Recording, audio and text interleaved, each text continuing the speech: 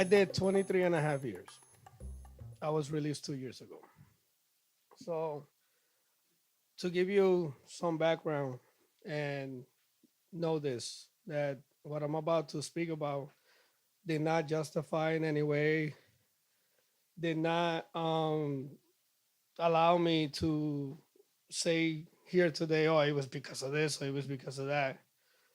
But it created an environment that a lot of people know environmental pressures on a young adult can be devastating, especially when there is no guidance. So I come from a military household. My father was a war veteran who brought the war home with him. Unfortunately, there was a lot of violence in my home, and there was a lot of pressure, growing up.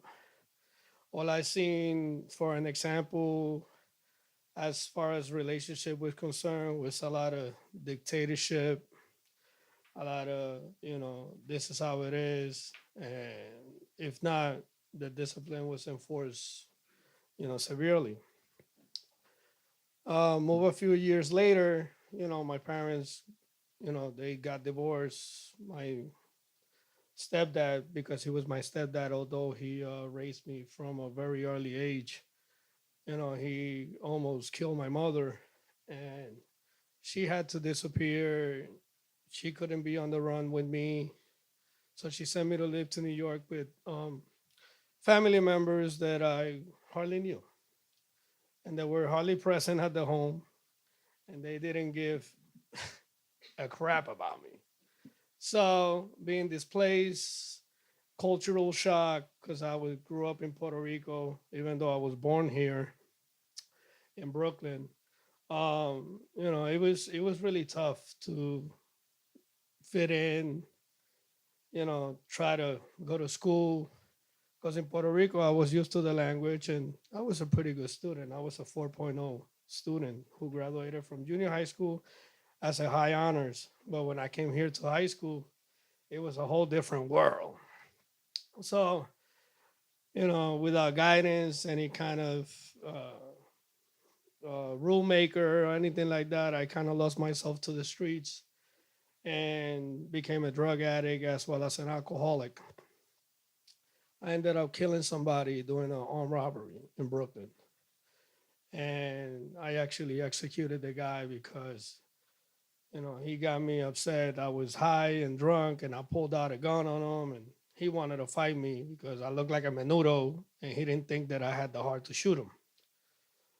Um, it was the worst episode of my entire life. And I want you guys to know that although I served 23 and a half years for that homicide, there is not enough time that I or anybody can serve for killing somebody. I want you to know that. I could die and come back again and serve more time again. It's not enough. I'm very remorseful about what happened. However, by the grace of God, because I am a believer, um, I've been given an opportunity to come out here and make something out of myself.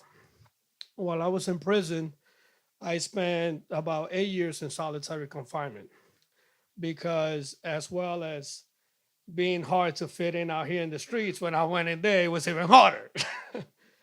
It's a dog eat dog world, and anybody that's been in the military or any kind of institutionalized environment knows that hazing as well as the picking on people and bullying, that's the rule of the day. Not knowing the language, when I went in there, it was very hard for me to establish myself. But I had to because, as one of our speakers said before, your safety depends on it. And you can always go to the correction officers or to your counselors and try to tell them, listen, people is bothering me, but then you're gonna be labeled, and then you can't live nowhere. So if you think you had it rough before, you're gonna get a load of crap. I mean, gigantic crap after something like that. So you keep your mouth shut and you try to defend yourself as best as you can. But while I was in solitary confinement, All I did was work out and read. I read a lot. I read everything. Everything that I know today, I taught it to myself. And I promised myself that if I ever had the opportunity, I will try to gain more of an education, formal education, so that I can be productive out here. So towards the end of my incarceration, I went to Waltersville Correctional Facility. That's where I met Corey. She went to do a seminar while she was an adjunct professor at John Jay College, and I was in the prison to college pipeline program. I was admitted through a very competitive process, and I don't want to toot my own horn, but I was one of the best guys in there, to the point where I was fortunate enough to be featured on a PBS special about, higher education for prison inmates, which aired July 31st of 2015. Um, College is the best thing that ever happened to me. I was redefining myself, reinventing myself, trying to climb up the social ladder through education. Because after so much time incarcerated, I went to prison when I was 17. I came out 3 weeks shy of my 41st birthday. And imagine you guys have been out here your entire life and how hard it's been for you guys to make a life.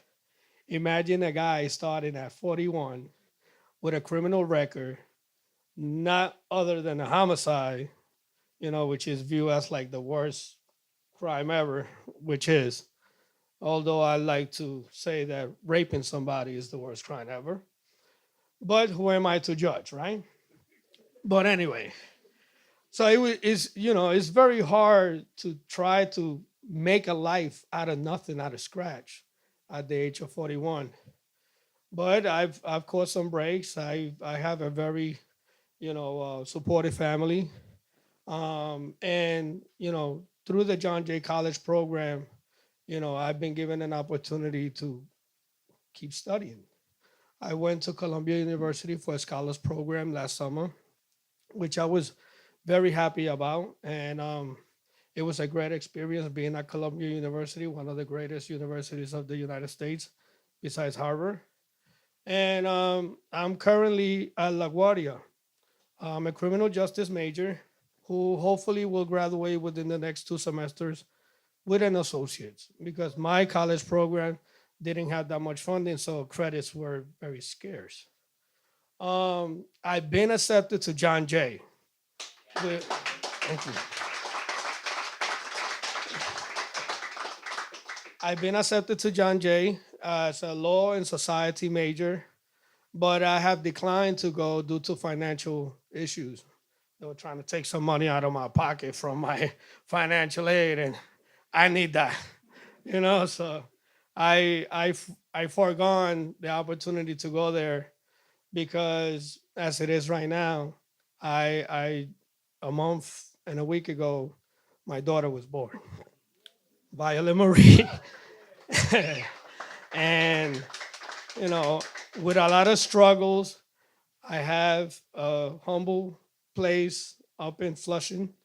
Um, my wife, uh, Jenny Rodriguez, who I love very much, but who we are at odds a lot because I'm social awkward at times.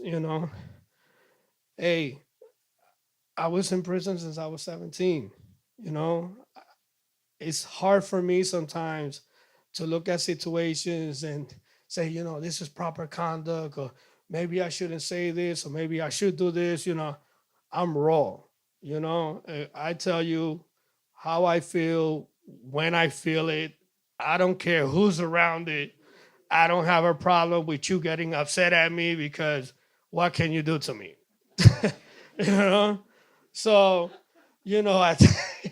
I, no, really, at times, I'm like a social misfit. I try to make somebody smile every day. I'm courteous to people. If I see people like a lady with a baby and a carriage, I try to help out in the stairs, maybe in the bus. But at other times when somebody, is being, rude. I say, what's wrong with you, homie? You crazy? You out of your mind? Where you been? Come on, why don't you let this lady pass? She's carrying a child, bro. What's up, man? You bugging? I'm supposed to be the criminal? Really? People is callous. So I kind of found that, you know, at times I'm like outspoken in the wrong way. But I know that I found mercy, and it's it's in the living proof in the relationship that I have, although kind of rough at times with my wife, but our child was made out of love, and she is the living token that God exists to me, as far as I'm concerned, and that He has bestowed His mercy upon me. Thank you.